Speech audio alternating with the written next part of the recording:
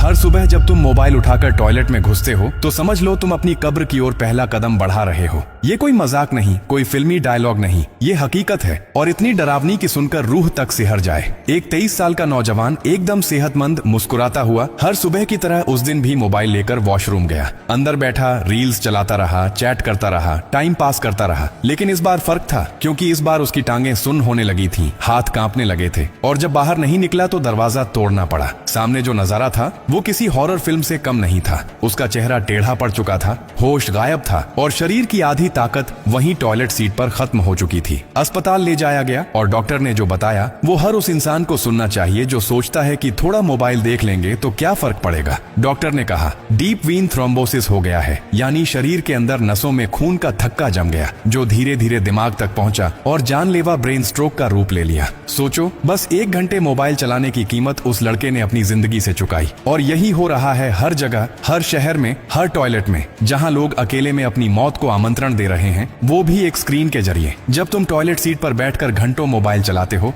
तो तुम्हें ये लगता है कि तुम बस टाइम पास कर रहे हो, लेकिन असल में तुम्हारा शरीर एक धीमे जहर के संपर्क में आ रहा होता है। टॉयलेट सीट पर बैठते ही तुम्हारा पूरा वजन शरीर के निचले हिस्से पर पड़ता है, नसों पर दबाव बढ़ता है, खून का बहाव रुकता है और धीरे धीरे नसें जाम होने लगती हैं। ये स्थिति इतनी खतरनाक होती है कि अगर वक्त पर इलाज ना हो तो जान जाना तय है। और ये सब वहीं टॉयलेट में शुरू होता है, जिसे तुम अपना मोबाइल टाइम समझते हो। वहाँ तुम्हारी गर्दन लगातार झुकी रहती है, जिससे सर्वाइकल पेन होता है। आंखों पर लगातार स्क्रीन की रोशनी पड़ती है, जिससे विजन धीरे धीरे खत्म होता है और दिमाग डोपामिन की इतनी ज्यादा डोज लेने लगता है कि जब तुम बाहर निकलते हो तो खुद को असली दुनिया में खोया हुआ महसूस करते हो। ये सिर्फ शरीर की बात नहीं है, मानसिक तबाही इससे भी खतरनाक है। तनाव, चिड़चिड़ापन, नींद की कमी, अवसाद, सब टॉयलेट की उसी आदत से जन्म ले रहे हैं। सुबह सुबह जब शरीर को तरोताजा करने की जरूरत होती है तब तुम उसे मोबाइल की लत में झोंक रहे हो और जब वो धीरे धीरे टूटने लगता है तब तक बहुत देर हो चुकी होती है। तुम्हें लगता है कि थोड़ा देख लेंगे, क्या हो जाएगा, लेकिन यही थोड़ा एक दिन तुम्हारी रगों में जमे खून की शक्ल ले लेगा